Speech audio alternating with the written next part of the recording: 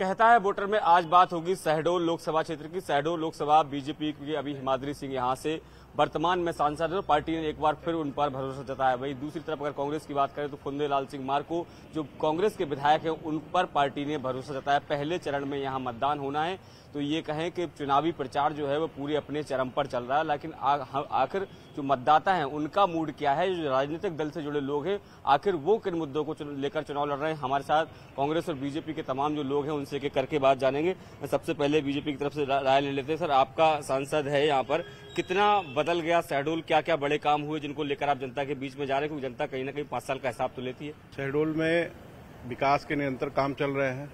आप देख रहे होंगे कि जो लगातार अभी हाल में ही कलेक्ट्रेट में पासपोर्ट सेवा केंद्र का उद्घाटन हुआ, बरसों से लंबित था।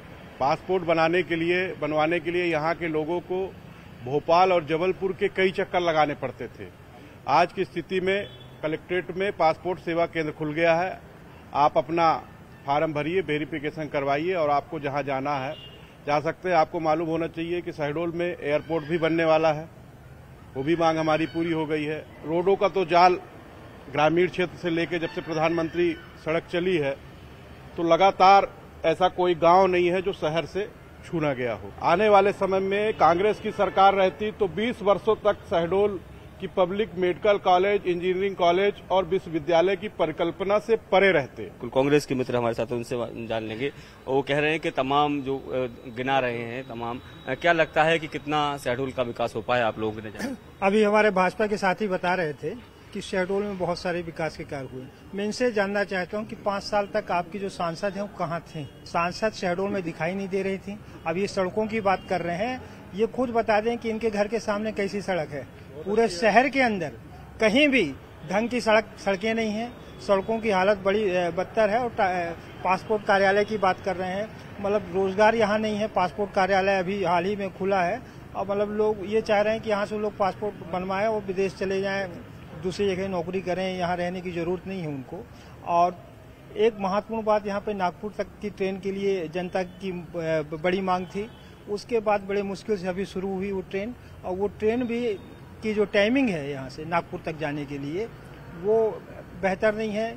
लोगों को उसका फायदा नहीं मिल पा रहा है और रोजगार के यहाँ पे कोई भी संसाधन नहीं है। विकास पूरी तरह ठप पड़ा हुआ है। और जहाँ तक अभी ये बात कर रहे थे कि मेडिकल कॉलेज, इंजीनियरिंग कॉलेज को लेके, तो मेडिकल कॉलेज में अभी वो सुविधाएं उपलब्ध नहीं है जहाँ पे बेहतर लोगों को रोजगार उपचार मिल सके। संभाग की बात कर रहे हैं, संभाग को बने आज तकरीबन 10-12 साल हो चुके हैं, लेकिन अभी तक संभागीय कार्यालय यहाँ पे नहीं खुल पाया। सांसद की तरफ से कोई भी ऐसा प्रयास नहीं हुआ जिससे लोगों को यहाँ पे राहत मिले, छात्रों को यहाँ राहत मिले, युवाओं को कोई राहत मिले।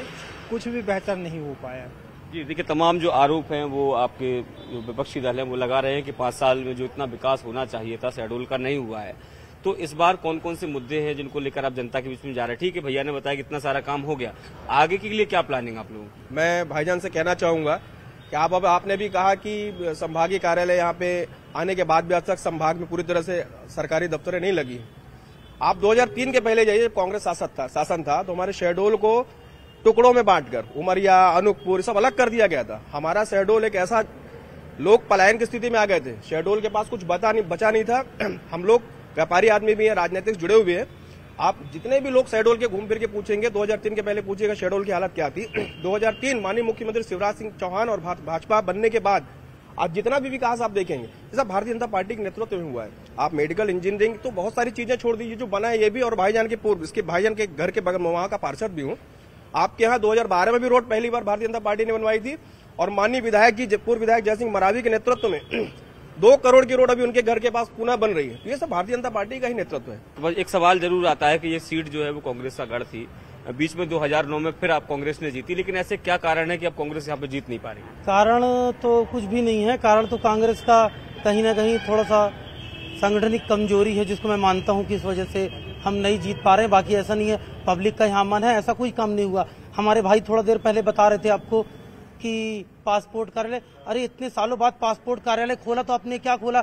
महंगाई से यहाँ गरीब आदमी मर रहा, वो एयरपोर्ट थोड़ी जाएगा। आप फ्लाइट चालू करने की बात कर रहे हैं, यहाँ ट्रेन बंद है, वो भाजपा के कौन से नेता ने आवाज उठाई? यहाँ से लगातार कोयले की ट्रेनें जा रही हैं, पैसेंजर ट्रेन बंद है, एक्सप्रेस ट्रेन बंद है, कौन सी ट्रेन चालू है? तब भाजपा के कौन से नेता ने आवाज उठाई?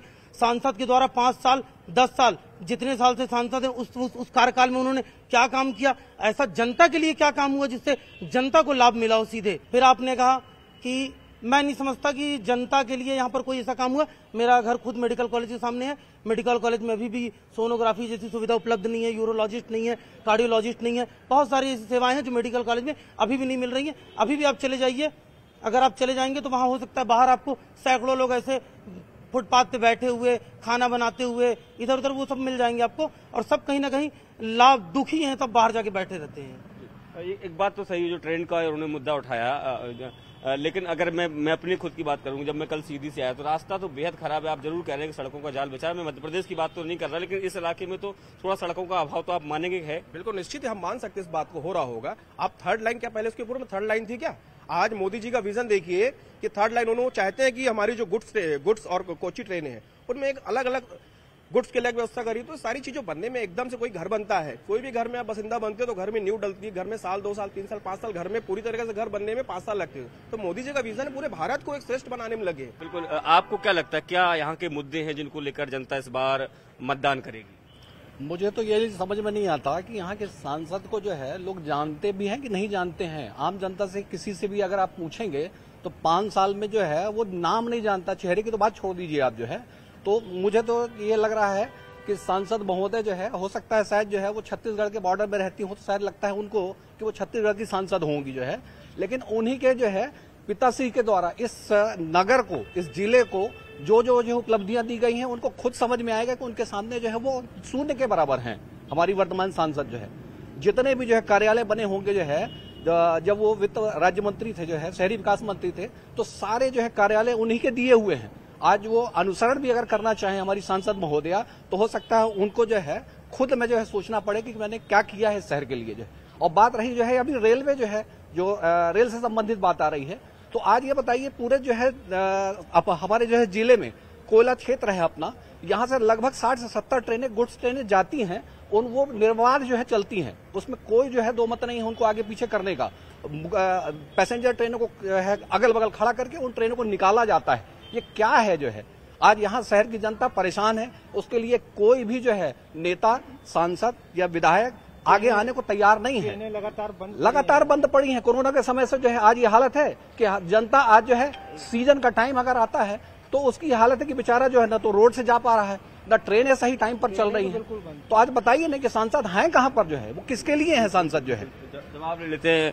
ये बात तो सही, जब टिकट फाइनल हुआ था तो कुछ खबरें यहाँ से जरूर आई थी कि हिमाद्री सिंह लापता रहती है, इस तरह के आरोप जो है वो कांग्रेसियों ने भी लगाए थे, कुछ आम पब्लिक की तरफ से भी आए थे। क्या ये सच्चाई है इसमें? क्या नहीं, हिमाद्री जी जो सांसद हैं हमारी, वो क्षेत्र में काम करने के लिए उनका जो है जितना भी कोशिश उनकी रही है उन्होंने किया है। जो तीसरी लाइन यहाँ पे चालू हुई, पहले यहाँ पे शहडोल में यदि कहें तो सिर्फ सिंगल लाइन थी, डबल लाइन की गई, और तृतीय लाइन का काम चल रहा है। तो स्वाभाविक है यदि काम चलेगा तो उसमें दिक्कत तो होगी, और जैसे वो पूर्ण होगा तो यहाँ इस क्षेत्र की समस्याएं अपने आप स्वमेव समाप्त हो जाएंगी। यहाँ क्षेत्र में मेडिकल कॉलेज है, इंजीनियरिंग कॉलेज है, यूनिवर्सिटी है, और बहुत सी चीज, जैसे अभी पासपोर्ट कार्यालय खुला, बहुत सी चीजें यहाँ पे अभी दी गई हैं। और भविष्य में भी जो है यहाँ की प्लानिंग है कि यहाँ शहडोल को सर्वश्रेष्ठ बनाना है। ऐसा विचार जो है पहले पूर्व मुख्यमंत्री शिवराज सिंह जी चौहान ने किया था, और उसके लिए उन्होंने यहाँ शहडोल जिले को देने में भी कोई कमी नहीं किया है। और वो प्रयास ये रहेगा कि जो है इस शहडोल को सर्वश्रेष्ठ बनाए, ऐसा हम लोग का विचार। बिल्कुल। देखिए, अगर बात करें तो एक परिवार या दो परिवार का यहाँ पर लगातार सांसद रहे, आप लोग जब मतदान करने जाते हैं तो क्या मन में रहता है, किस आधार पर आप लोग इस बार मतदान करेंगे? मतदान बेरोजगारी, महंगाई, अत्याचार, इसके उसमें हम करेंगे मतदान। क्या लगता है क्या समस्याएं हैं यहाँ पर, आपको क्या लगता है शहडोल में? सबसे बड़ी समस्या रोड की है, स्वास्थ्य की है, मेडिकल की है, पढ़ाई की है, सभी चीज की तो समस्या है। आपको एक बताइए, आज इतने बरस हो गए ठेका दिए हुए, आज तक आप यहाँ से व्यवहारी तक चले जाइए या रीवा तक चले जाइए, कांग्रेस शासन भी आप देखें, भाजपा का भी शासन देखें, क्या स्थिति आपको समझ में आ जाएगी। कुछ और लोग भी हैं। सर, जो तमाम तरह के आरोप जो लगातार लग रहे हैं कि चाहे सड़कों की बात हो, युवाओं को रोजगार की बात हो, शिक्षा की बात हो, तो ये क्यों आगे नहीं बढ़ पा रहा? क्योंकि लगातार आप लोग बात करते हैं डबल इंजन की सरकार है, राज्य में भी है, केंद्र में भी, तो समस्याएं क्यों अब तक हल नहीं हो पा रही है? समस्याएं सब अपनी तरह से हल हो रही हैं और आरोप हमेशा इसी तरह लगते रहते हैं। आरोपों को तो कभी रोका नहीं जा सकता किसी को। विकास के काम हो रहे हैं। अब रीवा शहडोल जो रोड की बात की जा रही है, अब नई बन रही है तो कुछ असुविधाएं तो झेल होंगी थोड़ा सा। इसके पहले ये हालत था कि लोग गाड़ी में बैठे बैठे सो जाते थे, रीवा जाते थे तो सो जाते थे, 10 घंटे में रीवा पहुंचते थे।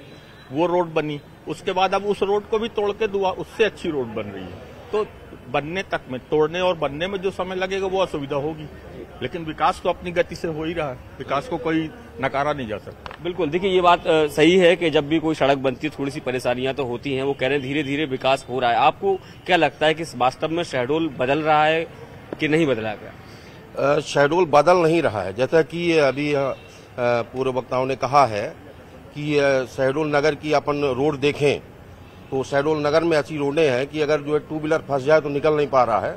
और दूसरी चीज क्या है, हमारा संभाग जो है बन गया जरूर है, लेकिन हमारे यहाँ कोई संभागीय सुविधाएं है नहीं।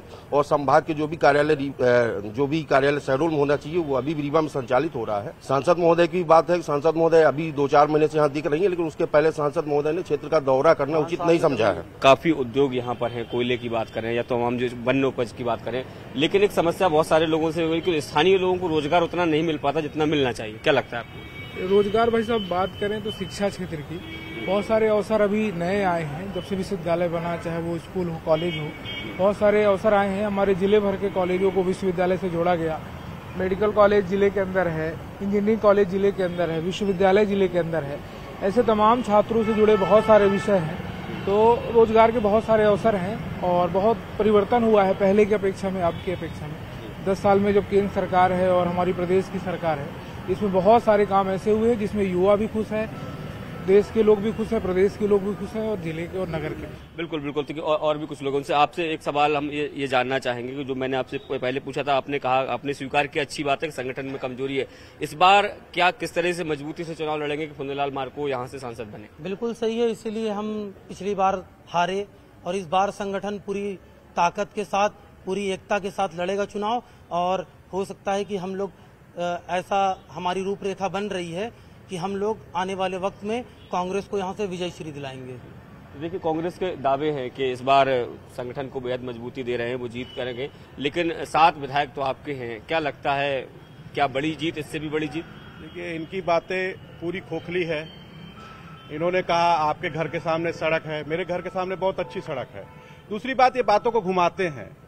म्युनिसिपल में कौन बैठा हुआ है? इनके अध्यक्ष घनश्याम जायसवाल जी बैठे हुए हैं। शहर की रोड बनवाना घनश्याम जायसवाल जी का काम है, पार्षद का काम है, सांसद का काम नहीं है। दूसरी बात, सांसद का कार्यालय बना हुआ है, सांसद हर महीने बैठती हैं। विकसित भारत संकल्प यात्रा 2 चरण में चली। हर प्रत्येक ग्रामीण स्तर पर, ग्राम पंचायत स्तर पर विकसित भारत संकल्प यात्रा पे सांसद विधायकों का आना जाना हुआ, तो उपलब्धता थी। और जो बात करते हैं कि हम जिस चेहरे को चुनाव लड़ाते हैं, हमारा संगठन उसका बैकग्राउंड देखता है, उसका एजुकेशन बैकग्राउंड, पब्लिक फिगर कि क्या है। एक तरफ हिमाद्री सिंह है, हाई एजुकेटेड, पढ़ी लिखी और सब कुछ, और दूसरे तरफ जो कांग्रेस का कैंडिडेट है जिनका बालक खुद व्यापम में फंसा हुआ था, आपको मालूम होना चाहिए, ठीक है। तो ऐसे भ्रष्ट लोग जो व्यापम से अपने बच्चों को पीएचडी कराना चाहते हैं, वो क्या विकास करेंगे? ये सिर्फ भ्रष्टाचार करेंगे। कौन से भ्रष्टाचार की हमारे भाई बात कर रहे हैं? सारे भ्रष्टाचारियों को तो भारतीय जनता पार्टी खुद शामिल करा करा के उनको वॉशिंग मशीन में धो के उनको सफेद कर दी। क्या यही मोदी जी भोपाल में आए थे, बोल रहे थे अजीत पवार चक्की पीसिंग, दूसरे दिन महाराष्ट्र का उप मुख्यमंत्री बना दिया गया। नारायण राणे कौन थे? शारदा चिटफंड घोटाले में कौन थे? आसाम के मुख्यमंत्री हेमंत बिस्वा शर्मा कौन से घोटाले में थे? तो सारे अपने जितने घोटालेबाज थे उन सबको तो ज्वाइन करा करके भारतीय जनता पार्टी ने उनको सफेद कर दिया। और हमारे भाई बता रहे हैं कि यात्रा की बात कर रहे हैं। तो कांग्रेस पार्टी ये बताते हैं डबल इंजन की सरकार है। तो डबल इंजन की सरकार है तो आपने क्यों फंड नहीं दिया नगरपालिका को? नगरपालिका को दिया होता तो नगरपालिका अध्यक्ष तो स्वयं लगे हुए हैं कि इस शहर को विकास का इतनी ऊंचाइयों तक ले जाना है कि इस शहर को एकदम साफ सुथरा, चमकदार, स्मार्ट, क्लीन सिटी बनाना है, ग्रीन सिटी बनाना है। आखिरी अब जवाब आपसे ही ले लेता हूं कि ये बात तो बिल्कुल सही है कि जब जब ये बात होती है दल बदल हो रहा है, जब दूसरे दल में रहता है तो वो दागी होता है और आपके पास आके साफ हो जाता है। ऐसा कौन सा बस ऐसा नहीं, दागियों की तो हमारे यहाँ कोई एंट्री ही नहीं है। तो अजीत पवार कौन है बता दीजिए? दागियों की हमारे यहाँ कोई एंट्री नहीं है। जो स्वेच्छा से आते हैं वो हमारे यहाँ समाहित हो जाते हैं। इस बार जो मुद्दे हैं वो देश के सारे बेरोजगार युवाओं के मुद्दे को लेकर के हम जगह जगह जा रहे हैं, लोगों से चर्चा कर रहे हैं कि भाई हम पूरे हिंदुस्तान में सबसे ज्यादा पढ़े लिखे युवाओं के पास बेरोजगारी है और बेरोजगारी का प्रमुख मुद्दा हमारे देश के अंदर है। इसलिए हम जनता के बीच में जा रहे हैं। बेरोजगारी का मुद्दा हमारा प्रथम मुद्दा है।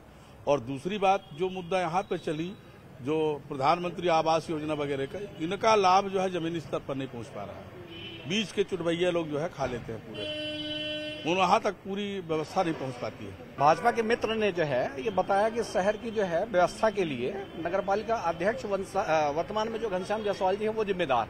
मेरा केवल ये कहना है कि 20 वर्षों से नगरपालिका जो है पर बीजेपी का कब्जा था। और ये बताइए कि अगर जो है 20 वर्षों में आपने विकास नहीं किया, मैं वार्ड नंबर 12 का जो है निवासी हूँ, वहाँ आज जो है जून और जुलाई के महीने में आप चले जाइए तो वहाँ वोटिंग जो है चलाने की स्थिति आ जाती है।